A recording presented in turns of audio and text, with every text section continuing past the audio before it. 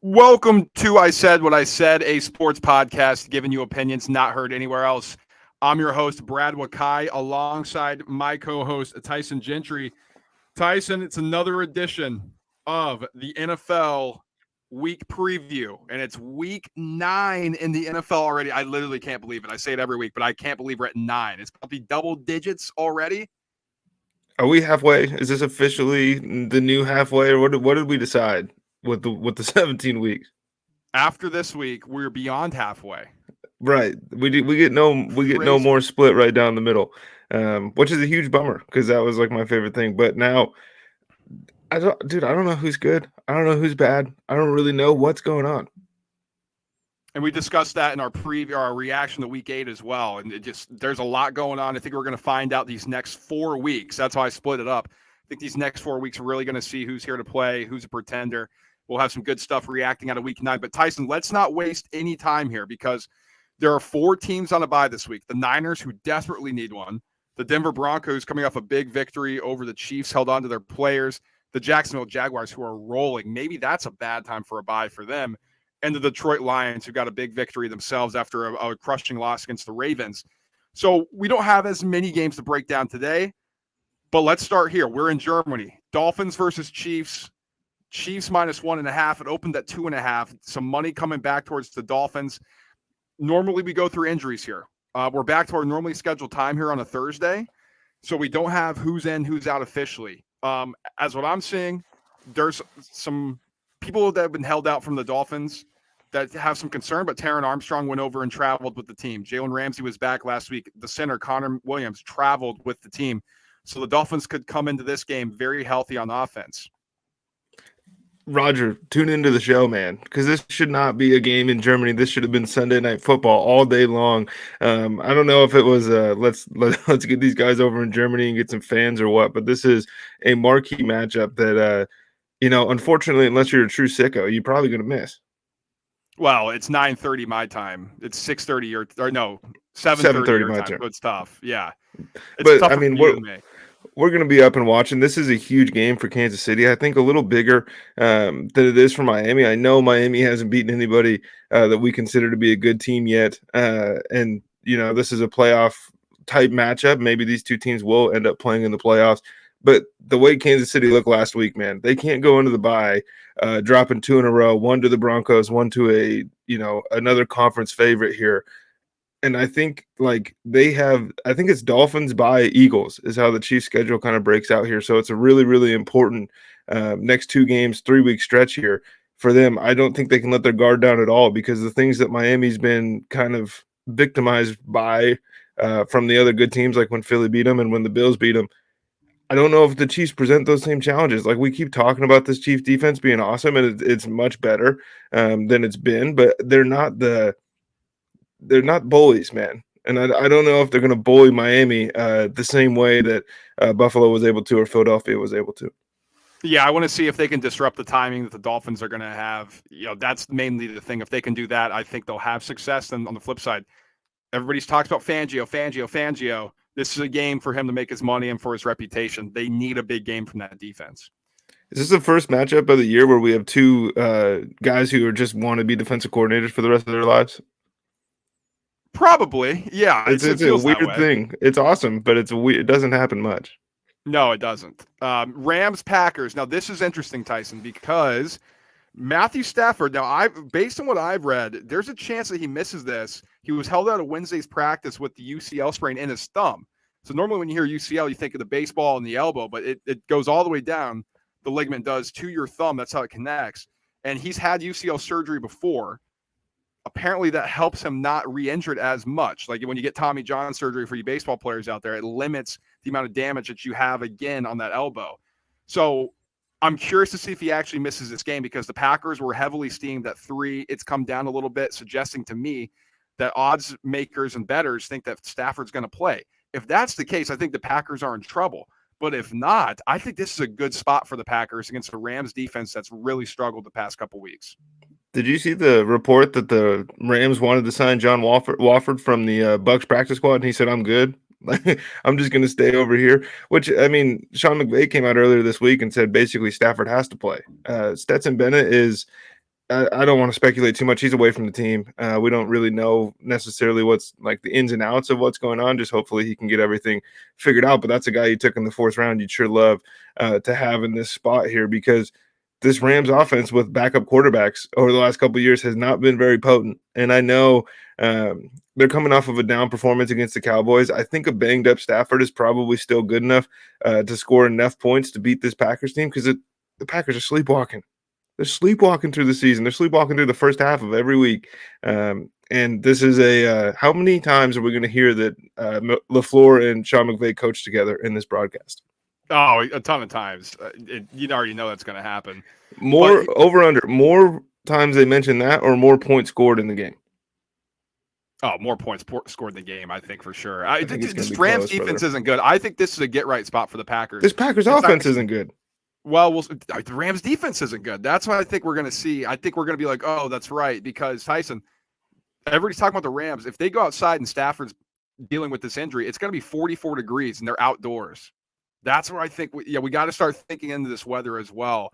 So honestly, Packers -3. It's, looking ahead the money making time. I don't have the balls to do it. I actually think that might be the right side here. I do.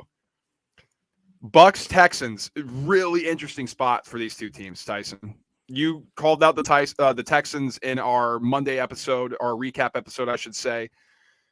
And the Bucs are kind of in that same spot where they started hot and are starting to fade. So really teams that are going in the direction after starting off hot. Both teams had a bunch of limited participants who are their talented players. And that's not what you want to hear if you're the Texans coming out of a bye week last week. Yeah, the Texans offense has to look better than it did last week.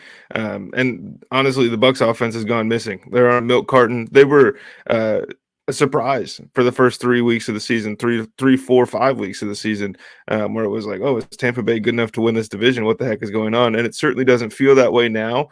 But they're playing another mirage. They're playing the Texans, who started hot, won 3 games, and we all kind of pumped them up. And it's a race back to earth between these two teams, and whoever wins gets to kind of stay in the clouds for another week. And the Texans, what this line's suggesting is they're a 1.5 point favorite over the Bucs on a neutral. Really? Are we there yet? You know what I mean? Like, I think it's 2 weeks in a row that the Texans have been overvalued based on what they've started at, but they played much better at home. So I think we're factoring that in as well. Commanders at Patriots. Tyson, I got to tell you, this is one of those lines. Patriots are 3-point favorites. I think if the Commanders hadn't sold some of their players, I'm not sure if that's the line, to be completely honest with you. I'm not saying I think the Commanders would have been favored on the road against Bill Belichick, but I definitely don't think it would have been 3. So now it's the age-old question. Did you get the guys out of the locker room that maybe weren't bought in and are happy that they're gone and other players are going to step up? Oh, we didn't get traded. Let's prove our worth. Or is it, oh, God, let's tank the season? Because I think the Commanders are teetering on either option here. I think the ownership would sure love if they were able to tank the season, because the coaches are gone. We're not bringing back most of these dudes. We don't care. And on the flip side, is Josh McDaniels going to get a job as a Patriots offensive coordinator at the end of the year or what? Because it's been really, really bad on offense. They keep trying to retread these guys. Bill O'Brien, this isn't working.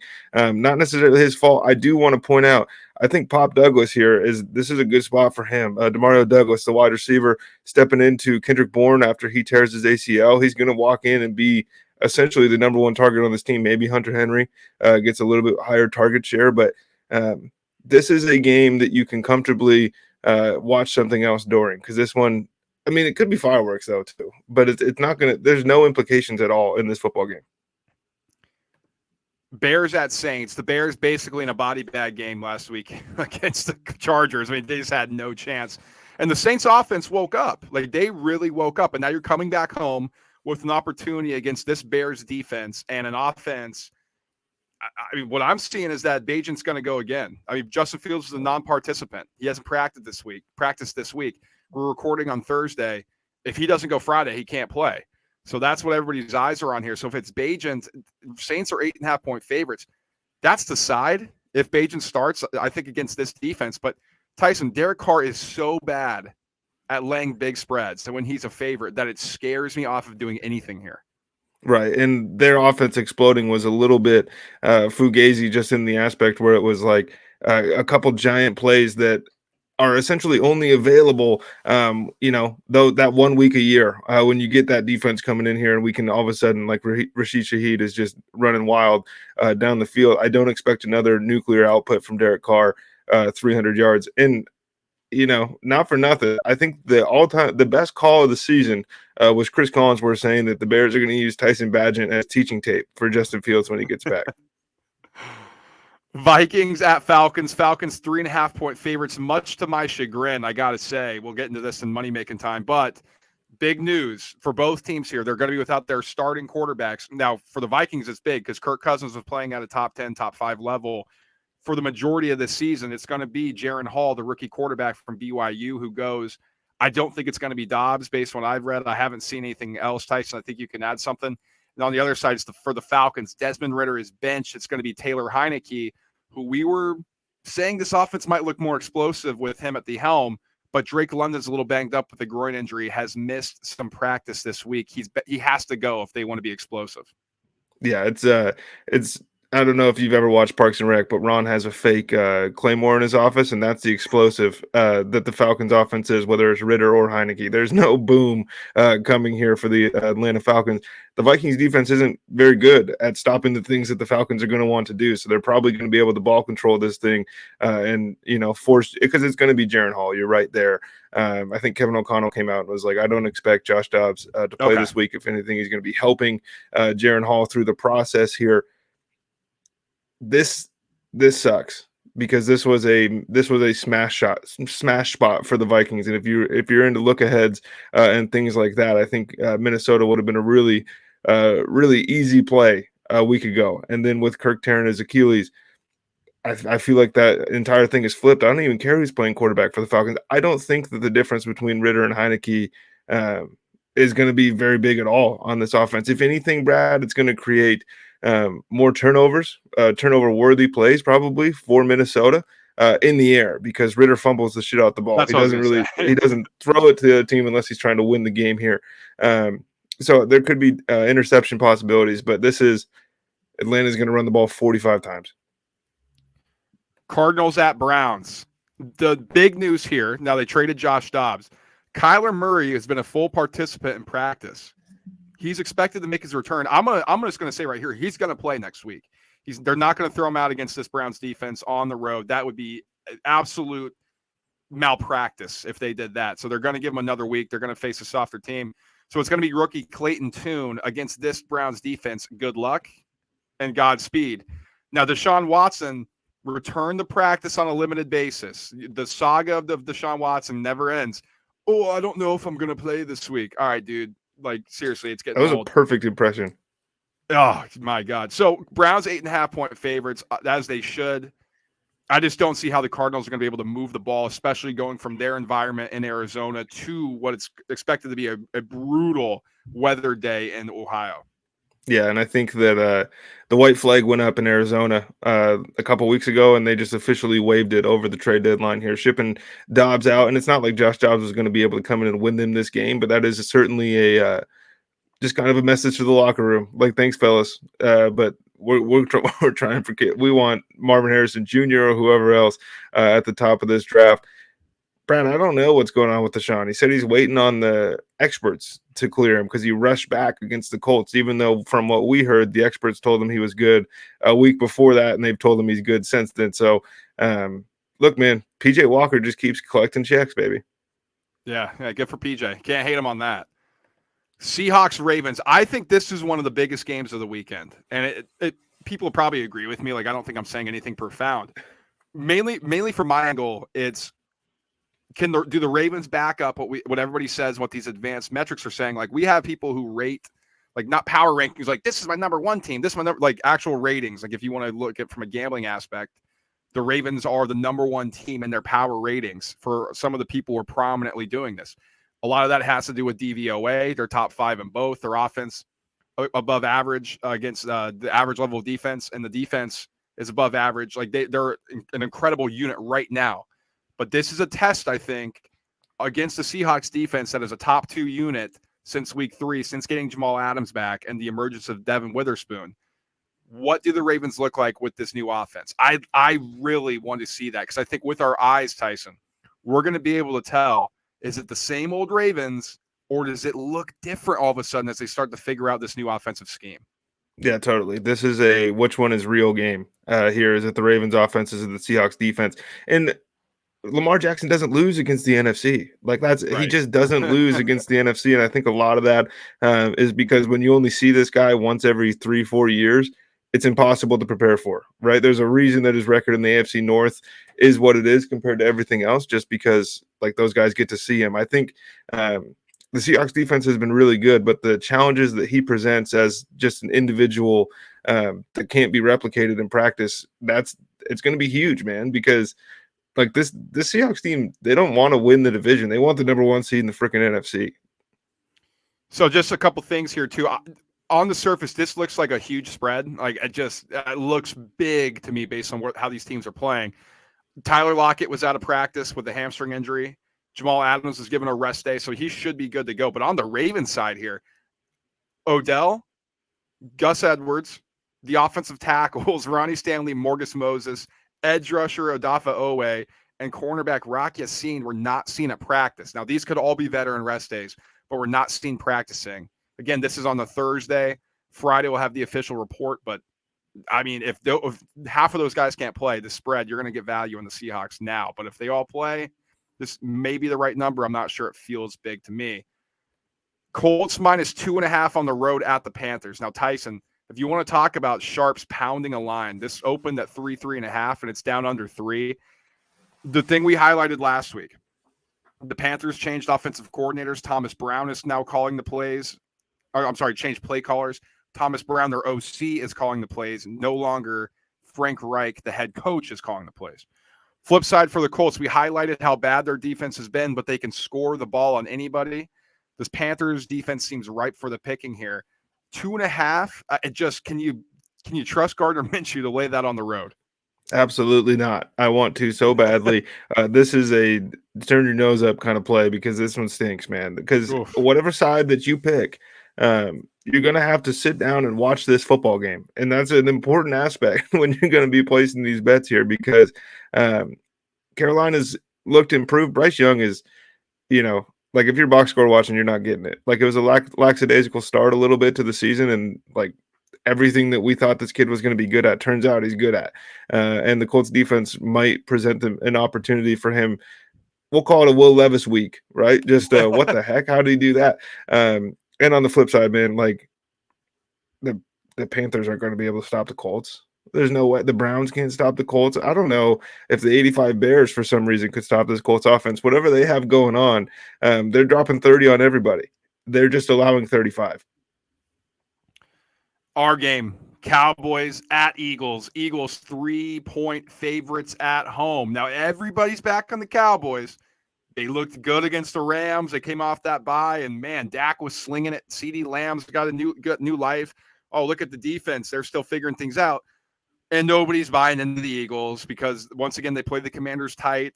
Oh, yes, but they have the best record. But who have they played? They're finally entering a stretch where they have to play. And to me, if I look at this thing, Philadelphia, they got some guys on the injury report. Calcaterra, you don't want that with the concussion. Bradley Roby, Boston Scott. He was personal, nothing injury related. But Jordan Davis, we expect to go. Cam Jurgens is going to be back. Jack Stoll and Milton Williams, the defensive tackles and the tight end. Jalen Carter is supposed to play. They should go. And Jalen Carter, yeah, he didn't even pop up on the report here, so he's going to be good to go. Eagles, I feel like I've been waiting for this one. This will be a play in Money Makin Time. Yeah, I agree. And just as a little bit of an aside here, Dak Prescott's really good against the Philadelphia Eagles in his career. He's never had to face Sean Desai in his NFL career to this point. So if Philadelphia can just confuse him a little bit and kind of just let that defensive line eat, because the Cowboys offensive line, man, talk about an all-name squad. Like versus the actual production that they're giving you right now, they've been average. It's not bad. They've been average.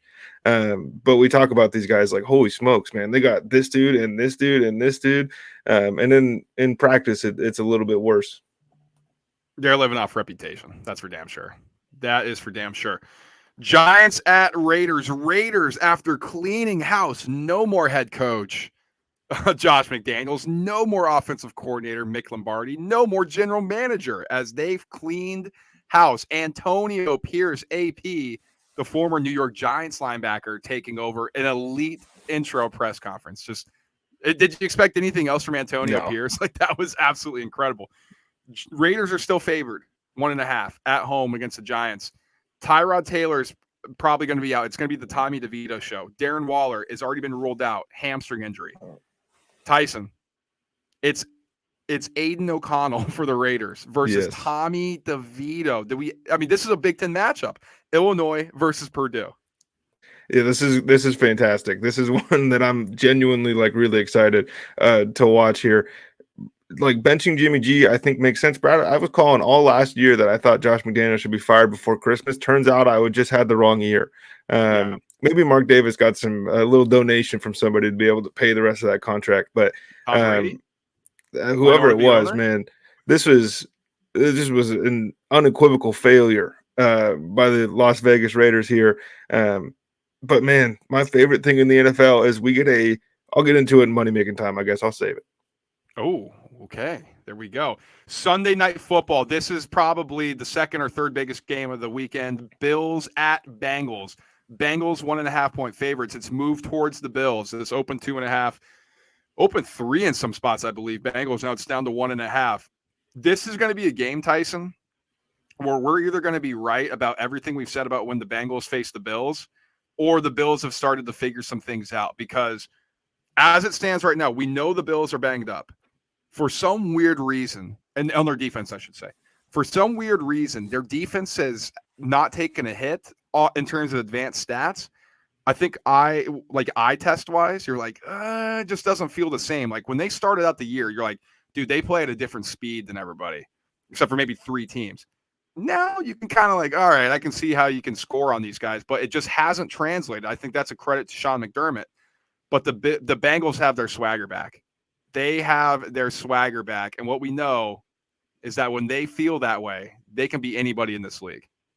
Well, the Bills defense has, maybe on paper done a little bit better than the eye test would show, but they also haven't had to play Joe Burrow, Jamar Chase, T. Higgins, and these boys on the road here. This is massive for both teams because the Bengals right now look like, hey, man, we are the class of the AFC. Like, just because Joey B was dealing with that calf injury and we look bad to start the year, just like we do every season, we're going to figure it out. And then Buffalo, it's like, are you who we thought you were all along, or is this year going to be any different? And it's a little hard to say that in week 9, but I promise you, like everyone always says, it's so hard to beat a team twice in the NFL, because it is. The Buffalo Bills, if they lose to the Bengals here, they have 0% chance of beating them if they see each other in the playoffs. Ooh, None. there you go. None. I can't wait for this game. It's going to be awesome. And Monday night, we get to the end of the week. We got Chargers, 3.5-point favorites at the New York Jets. All the Jets do is confuse and embarrass these elite quarterbacks. Are we sure that the Chargers should be laying 3.5? Are you sure that Justin Herbert's elite? I don't know if I've heard you say that before. Oh, I think he's elite, an elite talent for sure. But man, is that the same he's thing? Had some.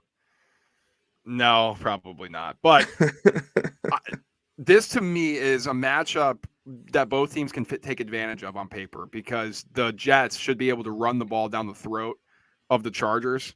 They've actually been ranked the worst offensive line by PFF. And if so, you're going to have Zach Wilson sit back behind that with Mack and Bosa on the edge. Like, good luck. So I think you're going to have to get into physical downs and run the football. On the flip side, the Chargers, they should be able to have success throwing, but it feels like none of these guys have had success really throwing against the Jets this season. Nobody. No, like Mahomes, Allen, Jalen Hurts, like Dak Prescott, they just go out there and they show up. They, strap on the helmet and just make these guys look like amateurs. It doesn't make any sense because, when you're looking at the advanced stats and the advanced numbers and everything, that's not the story that it tells you. But then you turn on the games and these dudes are freaking confused when they play the New York Jets. And Brad, to be honest, if the Jets are going to make things muddy the way that they do, the Chargers are the perfect team to just lay an egg in those moments here. So this is going to be, Brandon Staley and the boys fighting history a little bit. Yeah, this is certainly going to be a game. You know what? I kind of shit on this game a little bit. I'm actually kind of looking forward to seeing it. It's probably because I want to be proven right about my Zach Wilson take.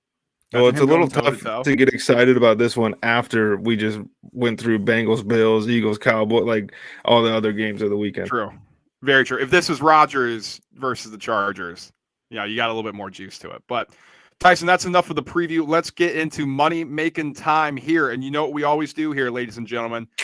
We got to recap week 8. Tyson was unlucky. I mean, It's not so good. unlucky. I'll let him talk about it. But I was 4-1-1. We had a push on the Jets, but play of the week. I said we were going to get gross last weekend. We had to jump into the trash can. Tyson looked at me with a side eye. He said, "Are you sure you want to put on the hazmat suit?" I said, "Let's do it. Let's get yellow. Let's go." Play of the week, Panthers plus 3.5. Won outright. Very sweaty, but got home. Seahawks minus 2.5. I bought that down from 3.5. Turns out I didn't need to, but it was nice to have that insurance. Broncos plus 7.5. Tyson said, "You're crazy. You're nuts," but they win outright. I couldn't believe it. I was watching. I was super pumped about that. 6-point teaser. Chargers down to 2.5. Lions down to 1.5. AK, the squarest teaser of them all, got home. And what I thought was sharp, damn it, getting the Titans up to 8.5. Getting the Packers up to 7.5. Titans came through for me. They won outright. But the Packers, with so many chances in the red zone and inside the 40, couldn't score the last touchdown. And that one dies. And the Jets minus 3. They kick a field goal in overtime. So we push. Tyson, it was a good bounce back week for me. I definitely needed it. I was up 2.09 units this week. Yeah, and you lapped me this week because this was my worst performance I think that we've had in the NFL since we've started doing this show in the last couple of years. I had Falcons minus 2.5. Whoops. I had the Texans money line. They left the offense at home. My play of the week, I've been fading the Saints offense all year long, and it just woke up under 43.5. They almost got there by themselves. Like that thing got smoked. I had the Jets minus 3. Obviously, that's a push, like you mentioned. And then I had the Eagles minus 7, where I'm happy to get a push after the way that game started. But this was abysmal, man. I got to get back on some first touchdown scores or something, get these units back. I mean, just I'm lucky with the pushes too, because you had the right side. We're both kicking ourselves like, dude, why didn't we know these are key numbers? Why didn't we get them down off the key number? But Tyson with the 0-3 and 2 down 3 units. So for the week, we were down 0.91 units as a total. I'm down 0.82. Tyson now down to 1.21. So as a podcast, we were down 2.03. Honestly, not terrible. I mean, we hit a rough patch in the early part that in week 2, actually, that really put us back. We've been pretty solid since, but unfortunately, Tyson, none of us are really liking this week too much. We don't have a lot of confidence, but we have still found some plays. So I have 4. How many do you have? I have 4 as well. Okay, beautiful. And I will jump off and get this thing started. I'm going to go. We've talked about it before. This Colts defense is just not good. Like, people are scoring on them at will. I'm going to take the Carolina Panthers team total over 20.5. It's gross. It's scary. But Tyson, if anybody can get it going right now, I think the Panthers can score on them. It's 3 touchdowns. Feels like a lot, but they're doing more movement, and that's some of the things that the Colts have had trouble with. I think Bryce Young got some confidence from that last game against a much better Texans defense. So I'm going to take Panthers team total over 20.5. And your Panthers playoff prediction is still alive, weirdly enough. You still got that one. Brad, this one might piss you off a little bit, but I'm going Falcons minus 3.5 here. For my first play here, you gave it out on, that was Tuesday that we did that episode. And what was it at 4? Was that what it was? At 4.5, and then as soon as we got done with the episode, it went live. It got up to 5.5. So I'm not sure what the hell is going on right now. I don't know either, but the Falcons are a weird addiction that I can't quit. I just keep subjecting myself to watching this team play football. Eventually, it's going to click, I think, and this might be the week where we kind of walk back some of the Arthur Smith hate, because I think they're going to run the shit out the ball. So the last time I released the player prop on here, it didn't go great. And it was also international. But I think this one, Tyson, I think this is going to get home with these. One, let's go with the revenge angle. Tyreek Hill over 6.5 receptions at minus 136 against the Kansas City Chiefs. One, the total's 50.5 in this game. I think Mike McDaniel and Tua know that Tyreek wants to get back at the Chiefs a little bit. First of all, he has to have a big game because he was talking all that smack, and he's got to back it up. So I think he's going to catch over 6 balls here at minus 136. I think this is a really good play. Give me Tyreek Hill over 6.5 catches. I gotta pull this up real fast because now I'm curious here. Tyreek Hill has been under 6 catches twice this season. He's been on 6 once. And the game that he was on 6 was against Carolina when they just they scored 1 billion points on the ground. That was it. That wasn't that's not the way they're going to beat the Chiefs, basically, is what I'm trying to say. So I like that play actually quite a bit here. My next one, Brad, I said I was going to get to it in Money Making Time. This is my favorite spot in the entire NFL. We only get a couple of them a season, but we got an interim coach. We got a team that's going to be fired up. We benched the quarterback that nobody seemed to really want to play with. You can hear Devontae Adams scream yes over and over and over again for about the last 48 hours. I got the Las Vegas Raiders minus 1.5. They're going to come out fired up. They're not going to be good. They don't have to be good. They're just going to out physical and out hustle the New York Giants, who, I mean, we talk about waving the white flag, dude. What is starting Tommy DeVito, trading Leonard Williams? What does that mean? I mean, yeah, I completely agree. This is a tough spot for the Raiders. That is for sure. Like, what are they going to look like on offense? The only thing I can see is that Saquon Barkley could have a big day against that rush defense. But if you know that's happening and you know that's coming, did he have like 30 hard. carries, 39 touches or something crazy like that last week, Saquon? Oh, yeah, it was horrible rain against that Jets front, and he still put up 100. That's why I get a little nervous against this Raiders defense. But, no, I agree with you there. I like that play. Maybe like it a little more than Tyson. But my next one, Eagles -3. And we just talked about key numbers. Don't do it. Like, we need to get it down off of 1. And 3 is obviously a key number here. But I'm going to lay Eagles -3 because it's at -115. I don't want to buy it down. I don't want to cost myself juice. Tyson, we did our Philadelphia Eagles podcast earlier in the week where we previewed this Dallas game. We both have the Eagles winning by – I had them winning by 6. You have them by 2 touchdowns. So for that, I will just use the safety blanket of the 3 as a push. I'll view that as worst case scenario. I think the Eagles make a statement here. I'm going to lay 3 points at -115. My next one here, Brad, and this one I'm not excited about at all, but I have the under in the Rams and Packers game at 38.5. I think that this Stafford injury is a way bigger deal than we're kind of being led to believe at the moment. And I think he's going to play. I just don't think he's going to look very good. I don't think this offense is going to look very good. And if you've listened to the show at all, you know I am as anti-Green Bay Packers offense as it gets right now. You're telling me that this is a 5-touchdown game with Anders Carlson making a field goal. Like, what are we talking about, man? And this, like, if this is 21-17, I think this is an explosion on both sides. This is going to be, it's either going to be an explosion just like last week or like it's going to be gross. Like there's no in between, like it's either flying over this number or it's like way under. Like I don't think you're going to have to sweat this one out. Tyson, my play of the week, Raiders -1.5. I am right there with you. Like it just sets up so perfectly. Interim coach who has attitude. Devontae Adams is going to get fed. Yeah, like they're going to, how many targets? 15? Oh God, yeah. I would be shocked if he didn't catch 10 balls.